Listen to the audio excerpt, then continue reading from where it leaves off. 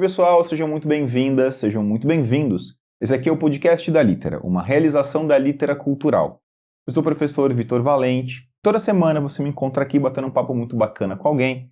E hoje não é diferente, estou aqui com o meu amigo Rafael Conda. Tudo bem, Conda? Beleza. Você tá bem, meu irmão? Tranquilinho, cara? Beleza. Muito legal que você veio, muito massa, cara. Obrigado Valeu, mesmo. obrigado pelo convite. O Conda é bastante coisa, tá, gente? Eu vou apresentar para vocês aqui um resumo bem enxuto mesmo, tá? Da formação e da atuação do Conda. O Conda é formado em RP, com MBA em Marketing Estratégico, né? Formado em Relações Públicas, com MBA em Marketing e Estratégico. O Conda hoje está à frente da Isca Digital, grande empresa de marketing digital aqui da cidade de Santos. Mas, como a gente já vinha brincando, esse é o caminho resumido. A esteira para chegar até aí foi bastante longa, fez de tudo um pouco. Até brincávamos, né, Conda, nessa formação de RP tem 2 anos de educação física no meio, já trabalhou com uma porção de coisas.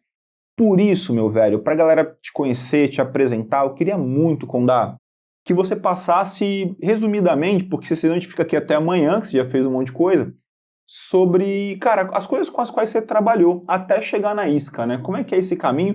Porque eu sei que vai de dono de bar a professor, né? Já tem de tudo aí. O que você fez aí na vida, meu velho? Me conta, cara. Bom, Vitor, obrigado pelo convite, né? Aí também o pessoal saber, trabalhamos juntos bastante tempo. Um tempasso. Um tempão. E trabalhamos, né? E ainda trabalhamos com bastante coisa juntos. Então, assim, e obrigado Neto também, que está atrás das câmeras lá atrás. Nossa equipe. A nossa equipe aqui. O Avanir. Então, assim, passando um pouquinho, né, assim, a gente conversou um pouquinho antes, né, sobre como que seria para a gente poder ter um papo interessante para o público de vocês, né. Então, assim, comecei cedo a trabalhar. Com que idade, mais ou menos? 14, 15 anos foi realmente quando eu iniciei. 14 eu já queria trabalhar, mas minha mãe não queria que eu trabalhasse, que fique bem claro. Não era uma necessidade, era assim, não era uma desejo seu.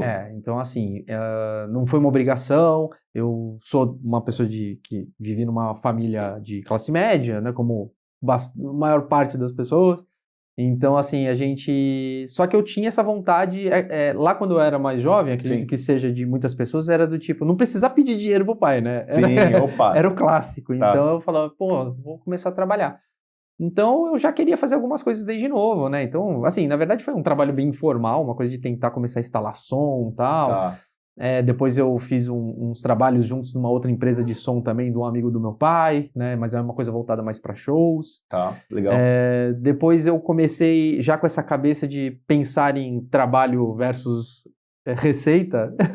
Eu fiz um cálculo muito doido de festas. Isso com que idade isso? Com 16 para 17. Bem molecão, tá. Eu peguei e eu tinha ido numa festa com os meus pais, no local. E eu vi, e eram convites. Tá. E eu fiz um cálculo. Na hora, assim, eu cheguei em casa e falei, caramba, tinha tanta gente nessa festa. Eu não vou lembrar exatamente o número, mas é assim, R$30 o convite, tinham, sei lá, 500 pessoas no lugar. Eu falei, caramba, deixa eu calcular.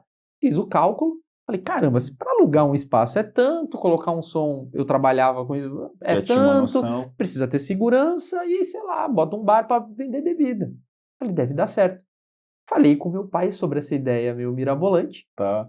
Imagina, com 17 anos, 16, 17 Molecote, anos. Sim. E falei, pai, aqui, ó, pensei nisso. Aí eu fui atrás de lugar para alugar. Tinha um lugar bem antigo em Santos, no Canal 6. Para quem conhece, aqui no Canal 6, era uma casa de aluguel, ela chamava Mansão do 6. Mansão do 6. E eu liguei lá, perguntei quanto custava para alugar a casa. Liguei para uma empresa de segurança. E na época, hoje Google, né? Na época eu procurei em jornal. Nossa, procurando no jornal, analógico mesmo os anúncios, ali, tá, exato. Procurei e tal. Enfim, resumindo, calculei, falei pro vim com aquela ideia num papel sulfite, fiz tudo num Wordzinho. Mas você chegou mais bonitinho com as coisas pra ele? Não, cheguei tudo planilhado, assim, tipo, legal. Custa pra alugar, penso em vender o convite a tanto, se vender pra X número de pessoas, vai ter uma receita de tanto, tirando todos os custos, sobra isso. Tá. Resumindo, cheguei pro meu pai falando, ele não vai querer investir esse dinheiro. Tá. Na época, sei lá quanto, mas imagina um moleque, chegar o teu filho, 16 anos, e falar, pai, eu quero R$3.000 aí. Chega esse idiota que você colocou no mundo falando. Eu quero R$3.000 e tal. Eu cheguei, falei com meu pai, tava minha mãe olhou, já fez assim. E, pra minha surpresa, meu pai chegou e falou assim, tá bom, eu não quero R$1 a mais, a não ser o que eu vou te dar, eu não quero lucro, o lucro é seu. Vai, bora. Na hora eu não acreditei, mas foi de bate e pronto, ele falou, faz. Aí eu falei, caramba, meu pai, jornalista, e meu pai também sempre empreendeu, sempre teve os negócios dele. Legal. Então, acho que foi daí que ele meio também apostou e acreditou pra não tirar aquele meu sonho, né? E qual foi o resultado disso? R$ 100 de lucro. 100 Nunca vou reais de esquecer. lucro. Achados no porta-luva do carro que foi levar pelo segurança que eu peguei ali pra poder pagar, né? Então o volume era tudo pago em dinheiro, não tinha, Sim. o pessoal não tinha Pix, não tinha nada disso, era tudo em dinheiro. Então saiu um bolo de dinheiro. Só que lógico, eu fiz muito cálculo errado. Sim, Saiu assim, tipo, várias coisas saíram mais caras do que imagina. Imagina, o primeiro evento organizado. Sim. E meio que, quando eu fui ver, no final dos cálculos todos, tipo, deu um lucro ainda. Tipo, de 100 reais, que assim, perto do trabalho, para pra pensar, foi prejuízo. Só que ao ver do meu pai, falou, cara, meu pai ele chegou pra mim e falou, Rafael, eu te dei esse dinheiro tendo a certeza que eu ainda ia ter mais prejuízo. Sim, que eu vou ter que botar mais dinheiro pra esse pagar moleque. porque você errou alguma coisa. Não, maneiro pra caramba. Ele chegou e falou, faz a segunda festa. Ele me devolveu todo o dinheiro e falou, faz de novo. Ai, que legal, cara. Nisso eu chamei um outro amigo meu, que também já tava comigo me ajudando e tal, e aí o pai dele era amigo do meu pai também, e os dois doidos, ele falou, vamos fazer uma maior? Aí o pai dele entrou com mais 50% de quantia, tal. Aí a gente fez uma festa que estourou, cara. Aí estourou, estourou, foi daí que, dessa grana da festa, eu e esse amigo meu, a gente resolveu abrir uma empresa. Empresa pra aberta eventos, mesmo, festas pra e eventos. tal. Ai, que legal, mano. Abrimos uma empresa. E aí o bichinho mordeu e já era. Aí o negócio foi... Daí começou a minha vida de realmente querer empreender. Tá. E aí nessa vida de empreendendo, passou pelo quê? Então aí começamos com isso, era um estúdio de ensaio de banda. Tá. Era um Clássico. Um clássico, né? Para que é a molecadinha que adora aí o negocinho de som. E acho que para a nossa faixa etária, então, talvez mais clássico ainda, né? A gente é de uma geração que o estúdio de banda em Santos, né? Toda a escola, o colegial, o pessoal do colegial tinha uma banda. Os festivais de banda, festival de banda da escola, era muito agitado isso. Era mesmo. Muito. Então a gente resolveu abrir um local. Qual foi a nossa lógica? Já pensando, porque é diferente quando você organiza uma coisa aleatória. De você ter uma empresa, você vai ter conta de luz, de água, de tudo. Sim. Então, e a gente abriu realmente um local. Então a gente pensou assim, bom, as festas são mais esporádicas, embora elas deem um valor maior, elas não são, não é toda semana que ia ter festa. Então o que a gente resolveu fazer? Abrir o estúdio para utilizar o espaço e ter uma renda recorrente dentro do local. Sim.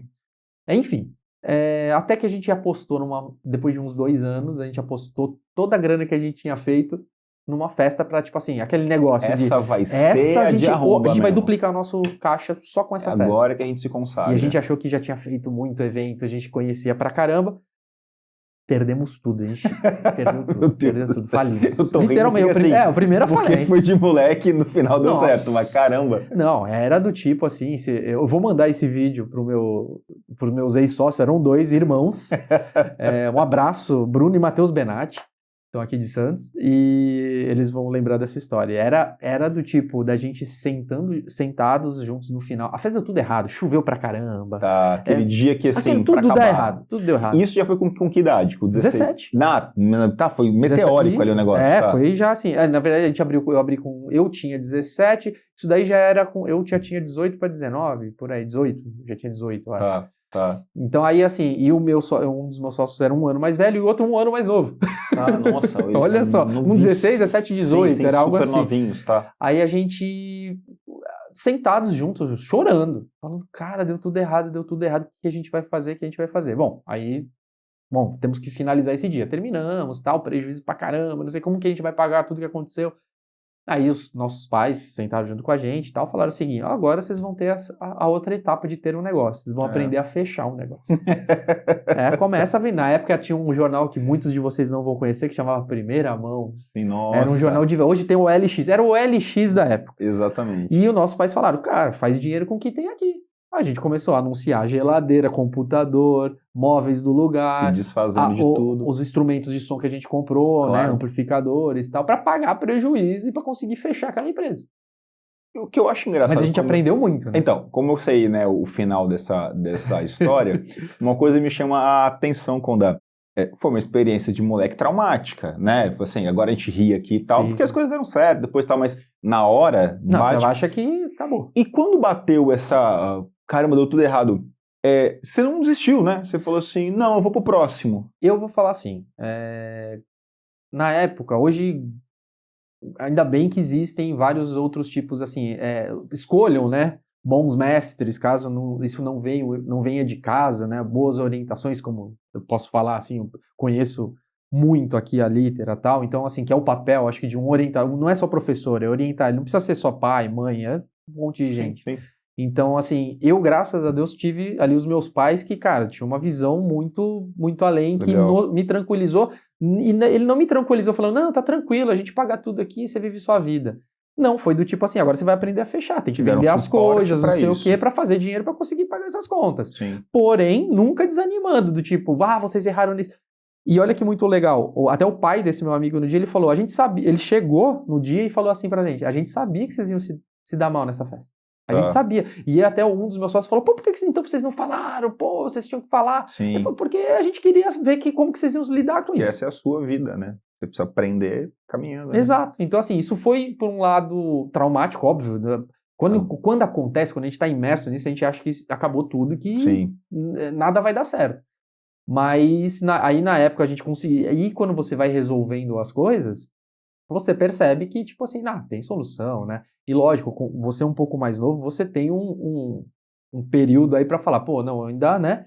Você tem uma esperança, mas eu acho que sempre você pode conseguir.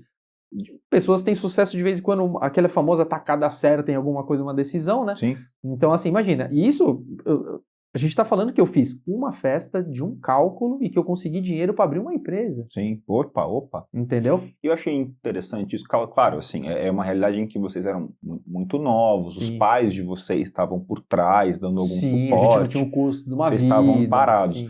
Mas que, de alguma forma, Conda, mimetiza um pouco, simboliza um pouco a realidade do empreendedor real no Brasil. Porque difícil a pessoa, acho que não gosto muito dessa expressão dar certo, né? Mas é difícil que a pessoa vingue ali no primeiro negócio que abre, acho muito por esse processo de aprendizado. A pessoa faz um primeiro, erra, vai no segundo.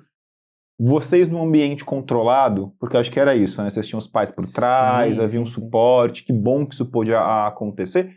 Mas, de alguma forma, conversa, acho que com muita gente que vai tentar caminhar para essa área, né? Sim. Porque essas pessoas, às vezes, os mais jovens aí em geral, talvez partam de um princípio muito romântico, de que eu tenho uma ideia na cabeça, ela é genial, ela é mirabolante, ela é incrível, e daqui para 1 milhão Não, a vida real não funciona dessa forma, né? Com certeza.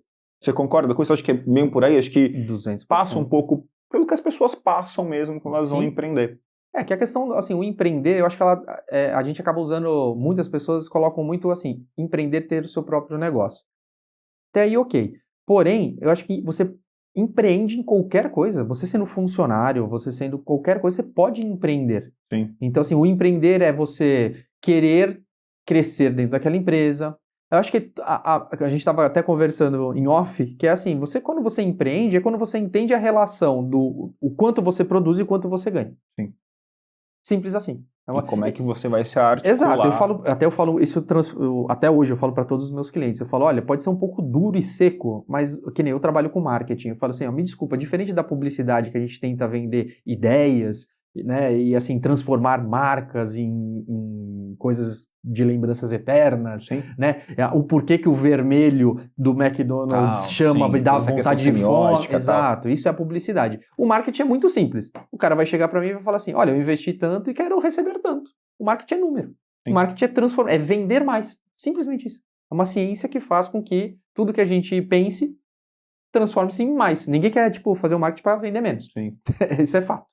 Então, assim, entra em coisas meio drásticas, do tipo, que eu até a gente atendeu já clientes grandes, então a gente já chega até a falar assim, nossa, se eu anunciar na época no jornal e garantir para o meu cliente que se eu pegar a sua marca, imagina eu pegar hoje aqui a Litera e falar assim, ó, se eu anunciar, Vitor, eu vou anunciar a sua empresa, ela com um logo, com um X, assim, vermelho, de cabeça para baixo no jornal, você vai vender mais. Você quer ou não quer? Ou você está muito apegado à sua marca? Isso vai... Então, assim, aí lógico que vai dentro da visão de cada um. Não, eu prefiro, eu tenho o meu amor à marca, mas eu posso garantir para vocês por experiência que se eu garantir para o meu cliente que ele vai vender mais assim, ele está disposto. Sim, porque no fim das contas tudo é resultado. Lógico, evidentemente, evidentemente. Então, assim, eu acho que essa matemática na cabeça das pessoas tá nessa parte de empreender. Então, eu acho assim, o cara que tá aqui, eu quero ser um médico, ele tá empreendendo desde a época do conhecimento dele, porque ele tá agregando coisa, ele tá pegando informações para conseguir lá na frente crescer. E tudo tem um tempo de maturação, cada coisa tem um tempo diferente. Sim, exato. E isso que ela tem que entender. Se ela for mais... sempre fui mais imediatista. Sim. Dá pra ver Quero pelo que eu fazia. e tal. Então, assim, eu sempre fui muito nesse foco do produzir e receber. Sim. Então, acabou que eu caminhei para esse lado do empreendedorismo. E você acha, Conda, acredito que a resposta era sim, tá?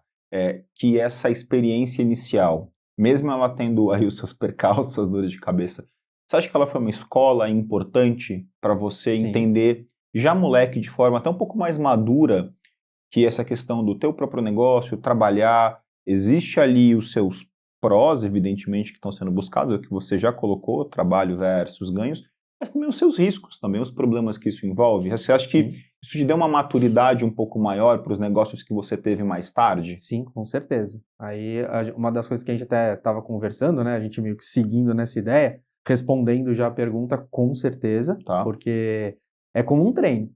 Sim. Acho que trabalho é como um treino, né? Então a gente, primeira vez, vai lá, tá dolorido, aí a segunda vez, vai melhorando, tal. Você também chegar e entender como é o processo das coisas é a mesma coisa, vai ser dolorido. É assim, eu não desejo pra ninguém. Sim, claro. Eu acho, né, assim, não precisa, mas eu tive essa história de ter essa falência na empresa. Então, assim, muito novo. Então, e isso te cria uma coisa, que é aquela sensação de nunca mais querer passar por isso. Opa, com certeza. E isso é super importante, porque isso te liga casca ali, um preparo. Não, te cria um alerta. Exato. Né? Então, assim, mas esse alerta ele também não pode se transformar num bloqueio. Do tipo, então agora eu tô com medo de fazer nunca mais faço muitas nada. coisas. Tá falando, cara, eu lembrei, você falando me desbloqueou uma memória, o Neto que tá ali atrás ali vai ganhar isso, porque ele estava compartilhando como amigo esse momento. Antes da Liter, eu tive uma outra empresa. Eu não vou nem falar muito sobre isso por razões mais diversas. Mas deu tudo errado. Mas deu absolutamente tudo errado. Errado no nível de um momento aí que, assim, problema com sócio, né? Tal, juntar os amigos, uma confusão danada. Mas pouquíssimo tempo depois, eu era super novo ainda, né? A gente abriu a Liter aos 27 anos de idade. Bem moleque. Portanto, foi antes dessa etapa, tudo bem? E assim, foi horrível, foi traumático. Eu estudei para dar aula, para ser professor, estava abrindo um negócio de uma coisa completamente fora da minha formação convencional. E pouquíssimo tempo depois desse trelelê todo, eu chego para minha mãe para dizer, então, eu estou juntando com o Neto para montar um outro negócio. Eu falo assim, não, tudo tem limite. Parou. Já passei uma dor de cabeça danada, você vai me arrumar. E aí estamos aí, há 10 anos. Estou dizendo isso porque eu acho que é muito nesse sentido, né? Você pegou uma experiência traumática, mas... exatamente. Né? E... é claro que seria melhor não ter passado, se fosse possível escolher. Certeza. Mas é isso, aconteceu. Isso é um dado, né, histórico, sim, né? Ele se deu. Então, que a gente aprenda com isso para ter, né, jogo de cintura com as próximas coisas. Sim, né, eu acho que você se identifica também, né? Não, total. Porque e muita coisa que você errou ali, você coloca, tipo, por esse lado é melhor dar uma pensada. Eu mesmo, assim, hoje eu trabalho muito com essa parte de planejamento. Sim. Por causa disso. Porque realmente, o erro nosso, por exemplo, dessa festa que a gente faliu, que realmente poderia ter sido muito boa, é planejamento. Sim. É a base do negócio. E depois da festa, estúdio, o que veio mais depois? Já mais maduro, aí o que apareceu? Assim, eu sempre, como eu estava comentando, eu sempre fui do esporte, né? Sempre gostei muito do esporte e tal, então, resumidamente, eu até comentei, eu fui convidado na academia que eu treinava aqui, por a dona da academia achou que eu tinha um perfil do tipo, pô, você pode vir aqui dar umas aulas, não sei o que e tal. Então eu passei desde de natação a jiu-jitsu e de final já estava fazendo corrida de aventura com uma equipe, em corridas, com patrocinador, a gente tinha patrocinador de... loucura. E aí comecei a dar as aulas e comecei a ganhar dinheiro. E eu já estava em relações públicas. Eu entrei aos 17 para 18 anos, sim. Eu entrei em relações públicas. E aí, por quê? Por quê? Eu fazia festas. RP era muito conhecido por o profissional da comunicação que organizava eventos e tal. Eram relações públicas, né?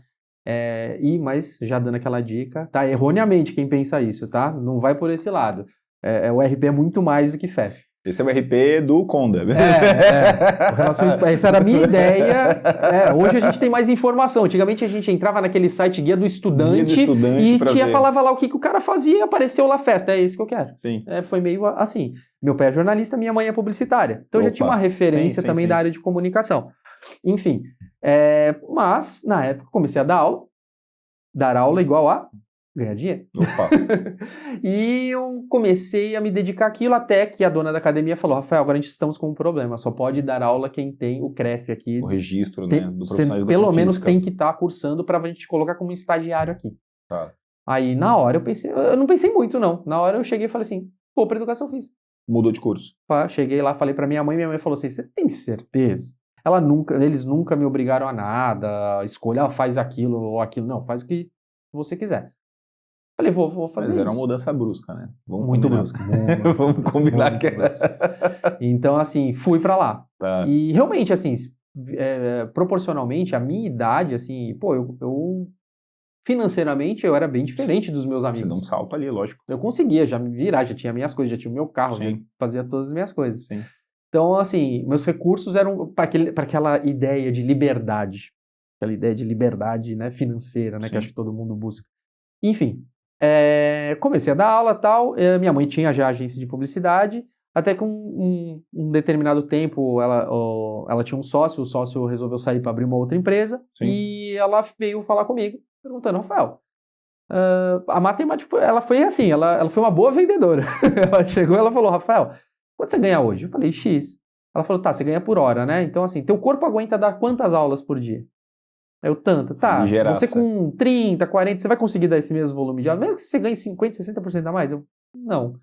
Ela, então tá. Então é isso aqui, ó, na agência assim, assim, assado, e aqui os ganhos, você vai trabalhar comigo e depois a gente pode ser sócio. Aí Ligeiríssima, tá? Veio com o argumento certo. eu dei aquela pensada. Conhece a cria que tem. Exato, eu dei uma pensada, falei assim, tá bom, aí eu acho que eu vou voltar para relações públicas. Aí volta, meu Deus, tá. Parei, tranquei a educação física, fiz 2 anos e voltei para relações públicas, aí terminei relações Tá. públicas, fiquei sócio da minha mãe, E na passou a ser agência, sócio da mãe. passei a ser sócio depois de um tempo dela. Isso era um negócio que eu queria te perguntar. A gente vai avançar ainda nas suas coisas, né? Negócios que você abriu e tal. Mas, cara, você sendo sócio da mãe, é uma relação diferente de sociedade, né? De eu ser sócio do neto, que é meu amigo, né? A gente é sócio há Exatamente. muito tempo, é praticamente casado, né? Esse tempo todo de Exatamente. sociedade. Sociedade é um relacionamento. Opa, com certeza. Bom, Mas, cara, na família, eu acho que tem uma dinâmica que ela é específica, né? exato. Que diferença que você nota? Você já foi sócio de outras pessoas Já. que são da família, Sim. amigos, enfim, colegas, e da mãe. Que Sim. diferença fundamental que você nota nessa relação de trabalho aí, Então, cara?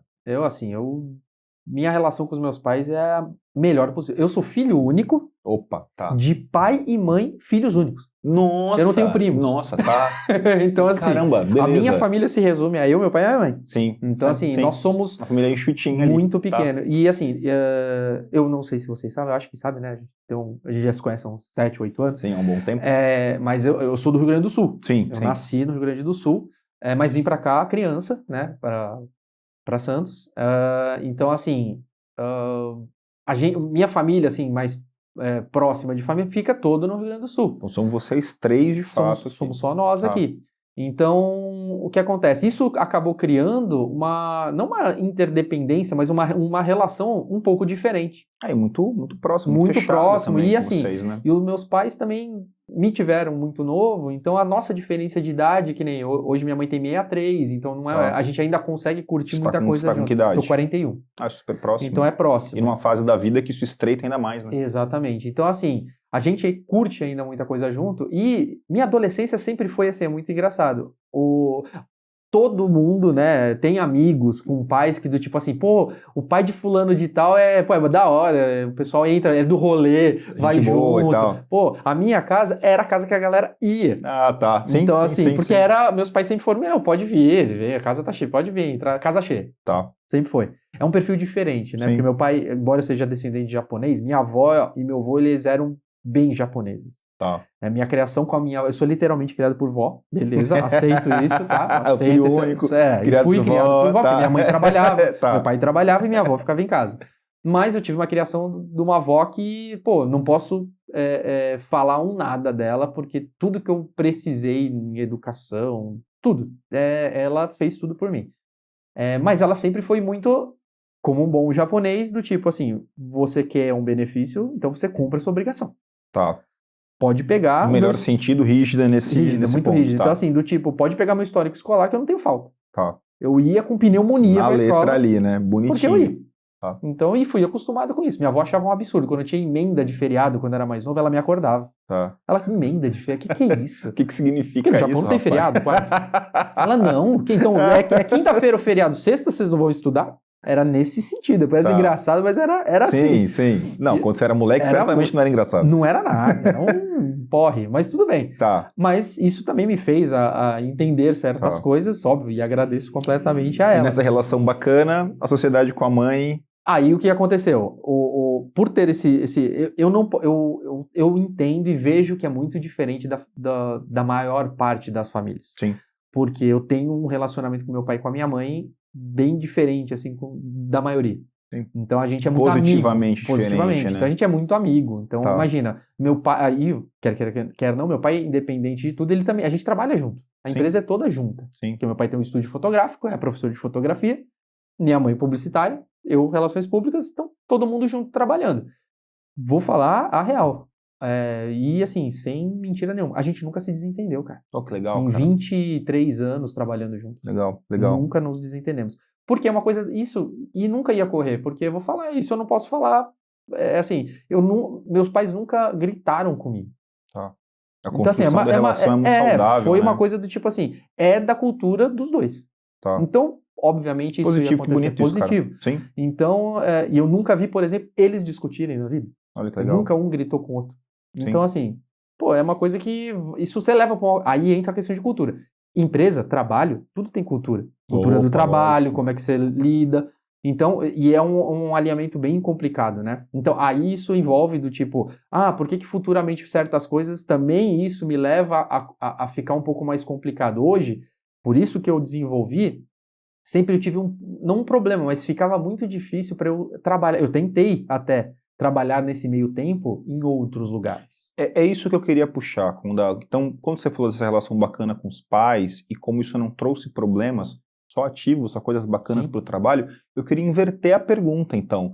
Então, como é que foi trabalhar com outras pessoas, com outros valores, com uma outra cultura, para usar o mesmo termo que você usou? Porque provavelmente você encontrou aí uma diferença considerável. Exatamente, porque aí, assim, aí eu assumo que eu não peguei uma experiência de estar num multiverso de profissionais. Sim, né? Porque no mundão mesmo. Exato, então isso realmente eu não peguei esse lado. Sim. Então, o que acontece? Eu cheguei, independente daquelas minhas outras experiências muito novas, que é totalmente diferente, desbravando o mundo, quando você está ali mais velho, você acaba pegando certas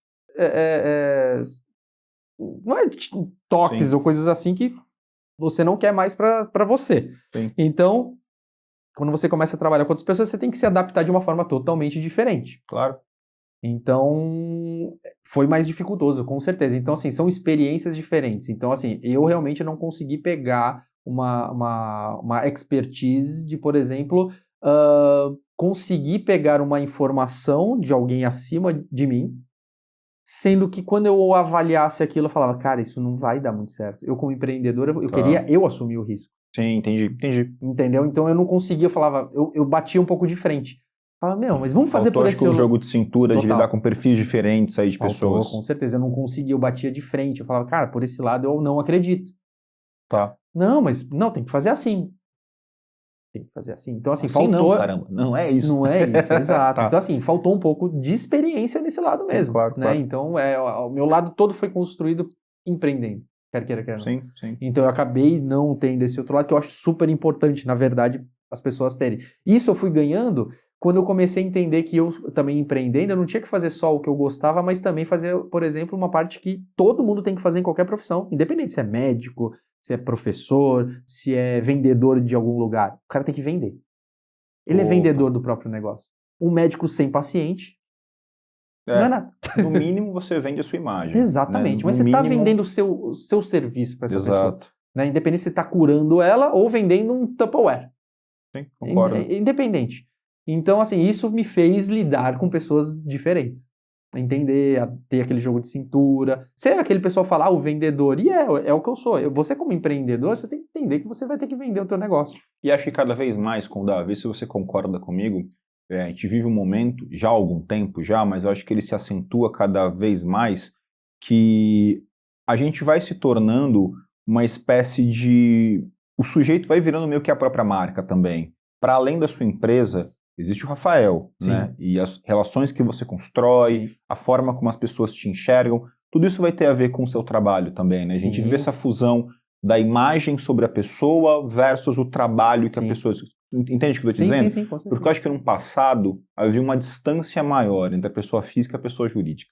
Completamente. Né? A vida privada, por assim dizer, a vida Sim. de casa, da família e o trabalho. Me parece que das redes para frente, né, das redes sociais para frente, a gente teve um amalgamento por bem e por mal, acho que há prós e contras disso, dessa construção de uma vida que você é a sua marca, não tem muito para onde fugir disso, né? Concorda com isso? Com certeza. Acho que eu, falando ainda, trabalhando com marketing, eu falo, você é sua marca, independente da empresa. E eu ainda trabalhei muito isso porque, por exemplo, independente do meu pai ter o estúdio dele e tal, ele era o Conda fotógrafo. Sim. E eu vivi, não abaixo, mas ao redor disso e me aproveitei muito. Olhando para isso, né? Com certeza, desse mundo dele, do que ele construiu, aproveitando vários clientes dele para, tipo, vir para mim e assim por diante. Claro. Né? E hoje muitas pessoas, assim, a gente coloca uma marca, um branding, como eu tenho a Isca Digital, mas além disso, a pessoa fala assim, não, fala lá com o Conda. Como aqui, algumas pessoas vão falar, tipo, lá, ou filho né, já de amigos de vocês, Sim. né? Que estamos chegando numa idade que agora, né? Estamos educando os filhos dos nossos amigos. Opa, estamos. Então, exato. Então, assim, não, vai lá no Vitor, no Neto, que lá eles têm... Eu vou ficar assustado quando eu estiver começando a lidar com os filhos dos ex-alunos. Aí eu falei, bateu. Negócio, aí a coisa vai ficar um pouco complicada. Mas aí tem um lado bom. Aí você vai olhar e falar assim, nossa, quantos anos eu estou aqui fazendo a mesma coisa. Sem dúvida, muito bom. Sem dúvida. Bom. Mas eu acho que é bem por aí. Levando por outro lado, Conda, tem uma coisa que eu acho muito bacana em você, de verdade, é esse olhar que você tem, pensando nessa questão empreendedora, de negócio, sei lá, chamemos do que quisermos aqui. De sempre um olhar pro, cara, acho que por aqui, um faro legal, né, para isso, acho que isso aqui vai funcionar, isso aqui é bacana. Tô dizendo isso porque você já teve um negócio ligado à parte de cerveja artesanal. Sim. Mas a gente fala disso hoje, é meio que ponto pacífico, né? Consolidou no mercado. Já é comum, já. Exatamente. Mas você teve essa parada em Santos num momento em que isso não tinha chegado aqui na cidade, pelo menos ainda, né? Exatamente. Eu sou curioso para poder te perguntar esse negócio. Como é que você... Porque assim, hoje, de novo, é fácil. Artesanal, lógico, a galera gosta. Já conheci. Mas não, foi uma espécie de uma aposta naquele momento, pelo menos pensando no mercado aqui da nossa cidade. Sim. Como é que foi, cara, esse lance de olhar para isso? Aí eu posso te garantir que foi uma daquelas coisas de vamos fazendo. Aí, assim, eu quebro um pouco a questão do planejamento. Tá, porque, teve um feeling ali. Então, na verdade, olha que coisa doida. A gente, na agência, com o meu ex-sócio, ele era um bebedor mais de Skol, coisas assim, e eu sempre gostei, até por essa minha localidade onde eu nasci, no sul, lá é um pouco mais comum, era próximo de Uruguai e tal, então lá as pessoas já tinham acesso a algumas cervejas um pouquinho diferentes, bebidas assim, que pra cá no Sudeste já não tinha tanto. Não tanto as populares. Exato, assim, né? então a gente tinha alguns, principalmente online comprar, quando a gente conseguia, alguns eventos muito restritos do segmento de cerveja artesanal, e eu gostava, era literalmente um hobby, tá? Então, assim, uma coisa meio o cara do vinho, só que é a coisa do cerveja. Sim. O vinho já é super conhecido há muito tempo, sim, tá? A sim, cerveja não tinha esse impacto. Então, o que acontece? Aí a gente meio que começou na brincadeira a fazer aquela sexta-feira, os happy hours na agência. Sim.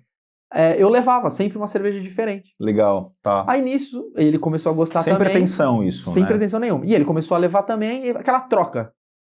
A gente começou a fazer um esquema meio uma confrariazinha entre a gente, de provando. Cada semana um levava porque cada um leva duas, a gente conhece duas Legal. cervejas por semana diferente. Opa! Pô, super maneiro, válido. né? E é uma coisinha básica de final de expediente. O que acontece? Começou a ter um volume grande. Aí a gente começava a fotografar, tal. Eu falei, a gente precisa catalogar, porque o que eu bebi, você também bebeu, e vice-versa. Pô, que adianta eu ficar colocando eu e você, a gente publica. Vamos fazer um catálogo? Legal. Numa brincadeira na agência e tal. Eu sempre gostei muito daquele desenho do Cartoon Network, Multi Alute. O falecido Cartoon Network. E aí a gente resolveu criar uma marca. Sim. Dentro dessa coisa meio lutador. Criamos, mas assim, a gente com agência, né, gente? Então, assim, vamos pensar. Ok, O claro. meu sócio na época, um excelente designer, ele, cara, criou um negócio assim, né? Criou assim, criou um negócio. Vamos colocando aqui, abastecendo. Cara, começou a aparecer, lembrando, épocas diferentes, né? Lógico, então, assim, o lógico, outro crescimento momento. orgânico das redes sociais daquela época era totalmente de hoje. Então, a gente começou a dar certo. Falei, caramba, tá aparecendo gente seguindo a gente. Falei, meu Deus do céu, tal. E a gente resolveu abrir um canal no YouTube pra falar de cerveja. Pra falar de cerveja, tá? Porque a gente degustava alguns e brincando, chamando amigos pra tomar Sim. e coisas assim. E eu tinha uma cerveja, eu tinha um kit de cervejas da conhecida aqui, Baden-Baden. Sim. Estavam vencidas há uns 7 anos. Porque eu coloquei ela como decoração do escritório. Tá. Aí a gente chegou, falei com um amigo meu médico, falei, cara, dá ruim se a gente beber essa cerveja? A gente vai 7 morrer. anos. Ele, cara, se fosse vinho eu podia te garantir que não, mas deixa eu dar uma estudada. Enfim, no mesmo dia ele falou, cara, no máximo é o seguinte, você pode ter algum desconforto gástrico por causa da fermentação, papapá. Aí eu falei, pô, por quê? Eram cervejas... Tá valendo.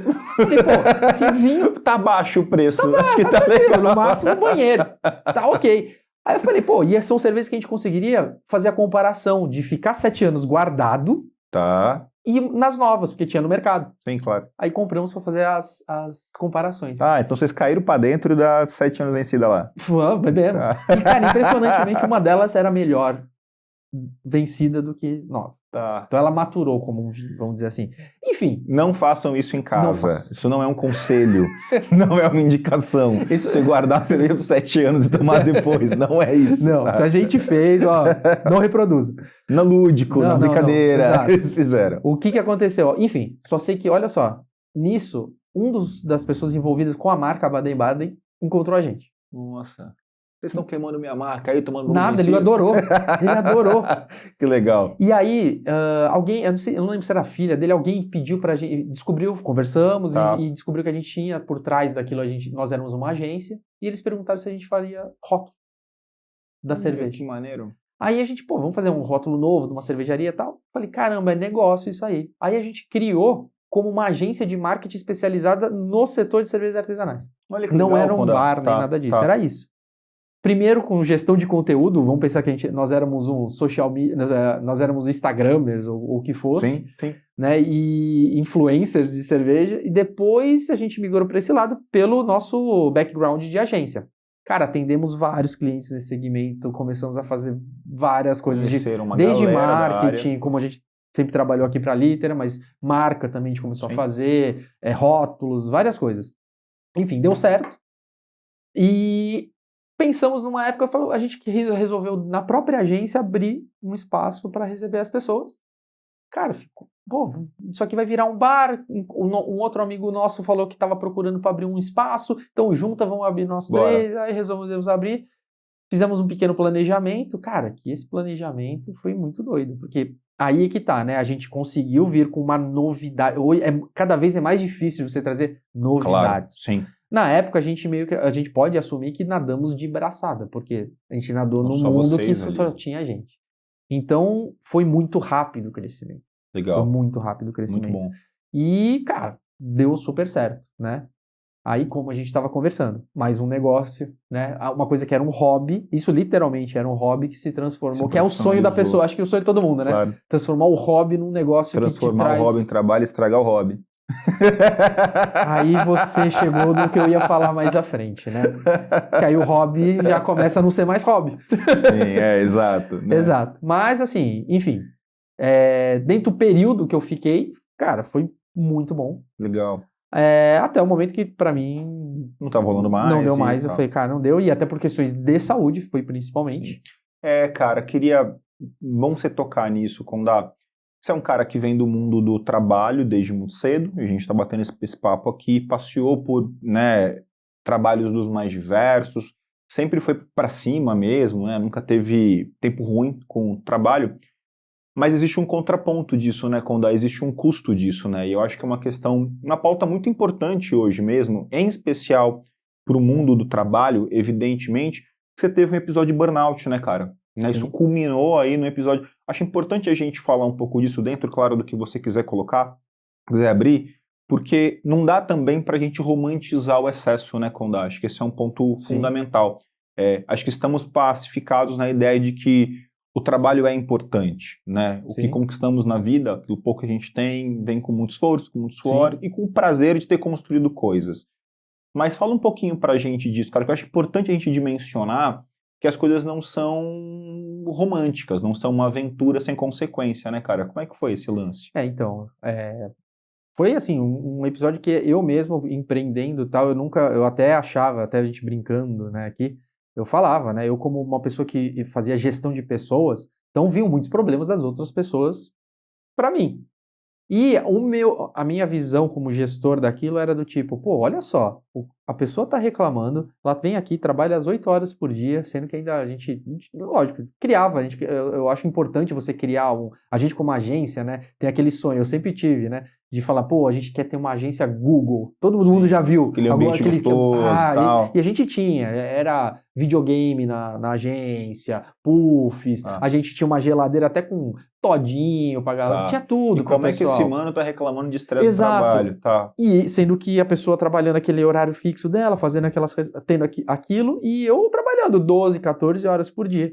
E aguentando. Esse tinha um olhar. Tinha esse olhar meio. Julgamento ali. Exatamente. Totalmente pra eu entender depois que era errado. Então, assim, só quando você passa por algo, eu, né, posso falar que uma pessoa meio cética, que eu não acreditava. Estresse, essas coisas pra mim era meio falta de trabalho. Era uma coisa meio grosseira da minha parte mesmo. Cara, isso é falta de trabalho. Até passar por episódio disso. Até porque, assim, o que me fez até ser um pouco arrogante mesmo nessa parte é que eu também, antes disso, com 24 anos, eu tive um tumor, né? Passei por vocês sabem disso, mas vocês não sabem. Então, eu fiz quimioterapia, passei por cirurgia e, entre aspas, eu passei bem. Então, isso me deu também um gás do tipo, caramba, eu lutei e venci. É mais uma vitória. Tipo, quer não. Porque até hoje eu sou uma pessoa né? Pessoas, não sei se muitos devem ter já tido amigos ou na família. Você é um eterno ex-pessoa doente do câncer, então você está sempre em cuidados, né? Então eu continuo mesmo, depois desse tempo todo, anualmente em cuidados. Então, mas é uma vitória. Isso me fez também, isso muda uma chave, né? Muda uma chave para um lado e também me deu um pouco dessa arrogância de achar que, caramba, eu passo por tudo. Só te cortando muito pouco, cara, sei muito disso, muito de perto, que meu pai teve um episódio de um câncer também, está falando, eu estou ouvindo muito as coisas que ele comenta. Aliás, meu pai é parte da audiência nossa aqui, fica um beijo para você, um beijo pro seu Wallace, que tá lá em Vitória acompanhando a gente, beijão pai, que acho que é muito, você tá falando de fato, assim, eu ouço muito as coisas que meu pai comenta. Você fica meio super-herói, né? Exatamente. Depois que você vence uma dessa, porque né? assim, é muito pesado. Realmente é um tratamento muito difícil. A cirurgia foi horrível, mas a quimioterapia é só para quem passa. É inexplicável. É inexplicável. As sensações, o corpo, que é uma sensação, literalmente, tá? Eu sei que é um pouco, a gente quebrando um pouco o clima, mas é uma sensação de qualquer momento morte. Sim. É muito, muito louco isso. E aos 24 anos, imagina, muito doido. Ter superado isso sem você fala, cara, eu sou um cara muito forte. Porém, é uma coisa que isso eu fui descobrir depois em pós-terapia. Não acreditava também em terapia, é uma coisa que eu fiz pela minha mãe. Que ela falou, Rafael, eu tô te pedindo pra você entrar nessa parada. E eu fiz e eu dou os créditos. 65% a 70% foi terapia e o restante foi de medicamento. Pra você pra eu conseguir superar essa. Isso isso foi quando eu tive o episódio de burnout, já no né? burnout. Que pra você ter uma ideia, o meu pai, eu falando com meu pai, eu falei, eu preciso me levar pro hospital, que eu achei que ia ter um ataque cardíaco. É horrível, E eu assim, depois eu identifiquei o dia que eu tive o que eles chamam de gatilho, você tem um dia gatilho, que aquilo começa a desencadear vários tipos de problema. Enfim, tive esse episódio, né, tive que enfrentar, isso foi bem difícil, foi horroroso, e também vai de você, tem que procurar ajuda, não adianta você ficar com aquele negócio de, eu vou conseguir, eu achei que eu ia conseguir, sozinho, percebi que não, então precisa de uma rede de apoio para isso. E entender que a gente precisa de ajuda não é um demérito, aí. E é uma virtude. Exato, eu vou falar, aí que é o ponto de cura. Cura, não digo cura, mas é o ponto que você vai começar a melhorar. De virada ali, pra melhora. Então, assim, voltando meio ao ponto de tudo isso, e o que me levou? O que é o burnout, né? É o excesso de alguma coisa. Hoje é muito colocado em cima do trabalho, mas pode ser em cima de qualquer cobrança. Ou uma pessoa que é do esporte, está competindo muito, pode acontecer um monte de coisa. Estudo, pô, a pessoa que está lá se exigindo demais, não sei o que, ela não passa uma primeira vez, ou se ela não foi bem, ou se ela ficou doente no dia da prova e não conseguiu fazer. Isso dá uma carga muito grande na pessoa. Você tem uma atividade muito repetitiva, rotineira, cobrança. Exatamente. Burnout. Enfim, aí aconteceu e isso me fez a falar, cara, eu não quero, porque aí são as escolhas, né? Que é o que eu falo que a gente tem que se cuidar muito. Uma época eu comecei a dar aula também de marketing, eu gostava, e eu falei, cara, eu preciso meio que... Aí os números começaram a ser mais assim, pô, os bares dão mais dinheiro do que a aula. A agência eu vou continuar sócio. Mas eu também estava negligenciando um pouco já a agência. Tudo é por número. Pô, aqui me dá mais dinheiro, vou ficar aqui. Então, começou. Sim. Enfim, aí você começa a perceber que você começa a abrir mão de certas coisas que, pô, eu gosto mais disso, mas me dá menos. Tá, mas eu gosto. Então, assim, não é... Aí é aquele negócio, é o romantizar o excesso de hard work. Sim. É romantizar isso. E ficando isso. mais velho também, né, quando acho que as coisas vão mudando um pouco na cabeça da gente, né? Com certeza. As escolhas mudam. Eu sempre penso isso, cara. Se eu continuo com a mesma cabeça que eu tinha aos 18, eu tô errado. Porque eu não tenho mais 18, então as coisas precisam mudar. E você acha que a sua relação com os funcionários mudou depois do seu episódio de burnout, Condá? A gente até já conversou sobre isso. O que acontece? Isso é uma coisa que... tem outras coisas que você começa a ter que trabalhar em você também, né? Então, hoje, por exemplo, uma coisa que identifiquei, lógico, né? A relação com as pessoas do trabalho, em geral, foi o que muito me desencadeou isso. Então, assim, a responsabilidade, os problemas terceirizados, né, que você tem que responder a partir do momento que você tem uma empresa. Então, isso aí se tornou para mim uma coisa do tipo, eu enxergar, eu ter uma rede onde eu tenho um guarda-chuva e embaixo de mim tem muitas pessoas que eu preciso resolver alguns problemas. Correto. Eu decidi que isso eu não queria mais para mim. Sim. Porque eu percebi que isso gerou um gatilho. Até hoje isso é um gatilho para mim. Muita gente. Isso até hoje virou um gatilho para mim. Então, hoje é tanto que o meu formato de trabalho hoje, assim, os males e os benefícios do que a gente passou aí, 2020, por aí, né? Que é essa pandemia danada, trouxe o trabalho remoto, trouxe algumas outras coisas que, no começo, particularmente, eu vou falar que foi muito difícil para mim, porque acostumado a sair de casa para trabalhar, tá? Hoje vocês, molecada que tá acostumada, isso daí tira de letra. Tanto que o pessoal que trabalha para mim é tudo mais novo e, cara, não tem essa de ter que se adaptar com home office. É muito tranquilo. Eu fiquei assim, caramba, eu não tô produzindo, eu preciso sair de casa, sabe? Aquela sensação. Mas depois que eu percebi que isso era um benefício e que os clientes não estavam tendo problema com o meu trabalho não estava sendo interferido nisso, que é resultado, trabalho é resultado. Lógico. Eu adaptei isso para minha vida e estou num formato, até hoje, muito mais light nesse sentido, e que não mudou nada, assim, de produtividade. Então, até na verdade melhorou. Então, isso que eu ia comentar, às vezes até melhora, né? Você tá mais tranquilo, mais descansado, arejado, a coisa funciona. Sim. Então foi uma coisa que me trouxe, eu acho assim, isso é para tudo, a gente tem que conseguir tirar o aprendizado das coisas. Então, o porquê, até isso eu percebi, hoje eu vejo que com uma equipe mais enxuta eu consigo produzir até 2 vezes mais do que eu tinha uma equipe, sem brincadeira, 4, 5 vezes maior. Sim, acredito, de verdade. Então assim, caramba, olha, precisou passar por tudo isso para aprender. E isso envolve tudo, né? Desde a parte, eu preciso ter uma dedicação administrativa menor, questões de custos de empresa, como todo empreendedor vai botar no papel ali e fala, putz, caramba, eu não precisava pagar um aluguel de X mil reais, mas poderia resolver olha isso só, com menos. Para pra pensar, há quantos anos eu paguei um aluguel? Opa. Se botar isso no papel, eu compraria 2, 3 casas. Com certeza. 23 anos alugando o espaço. Opa. Então, bota assim, dinheiro nisso. É muito dinheiro. Então, assim, são coisas que hoje você vê que isso se tornou um outro formato, mas também é uma educação. Eu tive, em casa, por exemplo, eu tive que montar um escritório para ter realmente uma coisa, porque não dá para fazer eu trabalhar com o meu computador, pegar um notebook, sentar aqui. Não, esquece. Isso eu fiz no começo, sinceramente, porque eu não sabia como trabalhar em casa. Sim. Né? Então é uma coisa muito nova. Tive que estruturar Tive também que estruturar, tal. Foi coisa, comecei a ler sobre isso, como trabalhar, tem muita literatura, principalmente americano, Tá. Eles têm bastante essa cultura, já vende mais tempo. Sim. Então, algumas coisas que você vai aprender, YouTube, como é que eu tenho mais produtividade em casa, sabe esse tipo de coisa, pra gente pegar essas dicas mesmo. Claro. E deu certo. Legal. Então, foi um processo aí de... E eu acho que essa minha experiência, né, o que eu gosto até de falar, não tenho problema nenhum em falar, porque assim, cara, todo mundo tem o seu próprio problema. Claro. Passou por alguma coisa, você, por exemplo, passou com o seu pai, que isso respingou em você, a sua preocupação. Sim. Caramba, isso aí tudo interfere no mundo.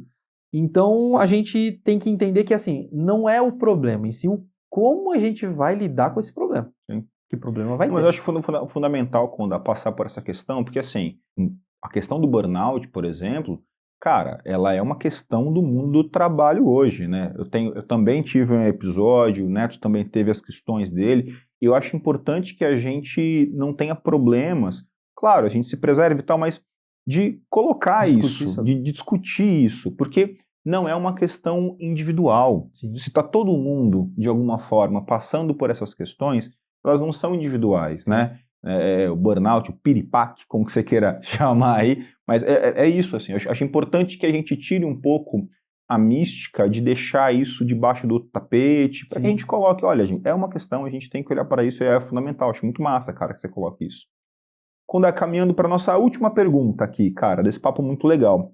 Como a gente trabalha com o público, né, como a galera que está escutando a gente, a galera que está assistindo a gente, em geral, tem muita molecada mais nova, eu sempre gosto de fechar o papo perguntando que conselhos você daria para uma moça, para um rapaz que está pensando em caminhar para a sua área, né? Que está pensando em caminhar, não, a minha pegada é empreender, eu quero abrir um negócio, ou mesmo na área do marketing digital. O que você falaria? Eu falo assim, caminha por aqui, olha para isso, o que vai ser importante para o seu futuro. Legal, então assim, é uma área que está muito em voga pelas questões das redes. Sim. Né? Então, assim, as pessoas estão procurando... há uma confusão do marketing digital com os influencers. Influencer é uma atividade e marketing digital é outra. Claro. Né? Porém, a confusão é porque uma... alimenta a outra de alguma forma. Não tá ligada à outra. Então, uma depende da outra. Mas, assim, primeira coisa que eu falo não tentem simplesmente fazer coisas da cabeça de vocês e que no YouTube a gente coloca lá e... eu vi o fulano de tal fazendo tal coisa. O marketing ele é bem amplo, é uma ciência, tá? Então, assim, há estudo em cima disso, acho a informação é super importante, então não baseie-se apenas em Google, né? Então, tem muita coisa lá, só que você tem que saber como procurar. Claro. A gente está passando aí nesses 2 anos agora de inteligência artificial, que realmente já é uma realidade e a gente usa, então não tem mais como correr, então é uma tendência muito alta. Então, a primeira coisa que eu sempre falo para todo mundo cara, busca a informação e, principalmente, estudar. E o estudar parece uma coisa, mas que piegas, falar assim, então todo mundo não. Não, a diferença é que hoje, se você for ver, pela questão do volume de informação fácil que a gente tem na internet, a pessoa ela acaba não procurando uma graduação, uma informação. Mas não tem muita coisa prática. Isso eu entendo. É que nem na escola quando a gente aprendia Bhaskara. Sim. Onde que eu uso isso? Onde que eu uso isso? Tal? Aí é aquela questão. Gente, acho que a questão do estudar, estar numa instituição, ou numa escola, ou numa faculdade, ela vai muito além só do conteúdo ali. Ela tá te criando uma prática. Ela faz com que você procure e esteja aberto a novas informações. Então, você tem que ter como ler um livro.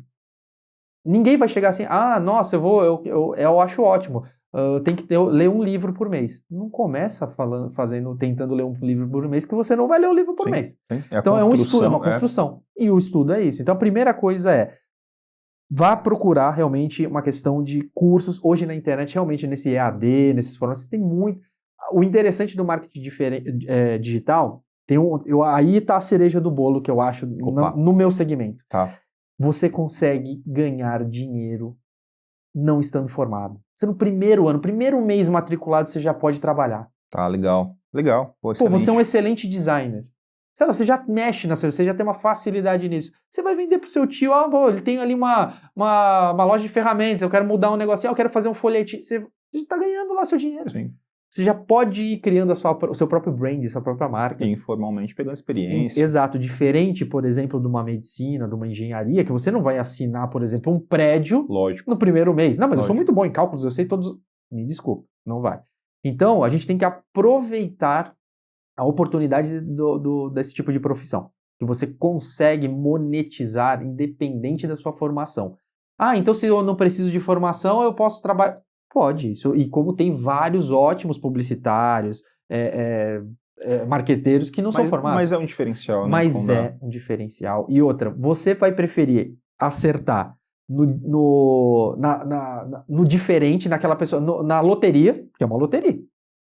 Então, assim, ou você prefere angariar conhecimento, ir galgando, tendo mais bagagem e isso construindo valor para você, e você acertar muito mais num ambiente que você vai ter concorrência. Sim. Se você tiver uma bagagem, Opa, você vai se diferenciar. Então, assim, é questão de risco. Então, eu acho que você corre menos risco. Você estando preparado, estudando, não tem como limitar isso. E, lógico, tendo seu próprio botando o seu próprio diferencial. Sim. A gente não vai no médico e um fala assim, nossa, eu adoro aquele médico. É o diferencial. Sim. Senão você poderia ir em qualquer um e se daria bem com qualquer um. Então, Opa, todo profissional tem o seu diferencial. Mas você tem que ter conteúdo para isso. Molecada, estuda. Tem pra onde correr, não. Não tem jeito, tá? Gente, Conda, muito obrigado, cara. Velho. Legal demais. Adorei mesmo. A gente bate papo pela vida, mas, né? Exatamente. Aqui, é diferente. assim, foi uma parada muito maneira. Antes da gente encerrar, te dar os presentinhos da Litera Cultural. Essa é a caneca da sua, mas essa é a sua caneca. Opa. E a sua, mostra pra câmera ali pra galera ver, essa lindeza de caneca da Litera Cultural. E a ecobag da gente, lembrancinha pra você. Opa. E os caras aqui, além do cursinho deles, os caras são bons do marketing, viu? Eles são bons do marketing. Gente, espero muito que vocês tenham gostado desse episódio de hoje, do papo de hoje, com o queridíssimo Conda. Tá precisando do seu negócio, entre em contato com a Isca Digital, eles são excelentes, trabalhamos com a Isca por muitos anos, recomendamos e recomendamos de novo. Falamos de quem já trabalhou e segue trabalhando com os caras há um tempasso. Fica a indicação da gente aqui, tá? Fala em meu nome, fala em nome do Neto, da empresa aqui da gente, referendamos esse trabalho que é de referência. A gente não faz isso com todo mundo não, os caras são muito bons mesmo, tá, pessoal? E se você gostou desse vídeo, desse episódio, tá assistindo a gente, não esquece, curtir vídeo, ativar sininho, assinar canal, tudo isso nos ajuda muito a levar essa conversa e tantas outras para mais gente. Está escutando a gente no seu distribuidor de podcast? Não deixa, por favor, aí de curtir também esse episódio para que ele chegue ainda a mais pessoas. Um beijo para vocês, foi muito bacana estar aqui batendo um papo de novo e até a próxima. Tchau, tchau.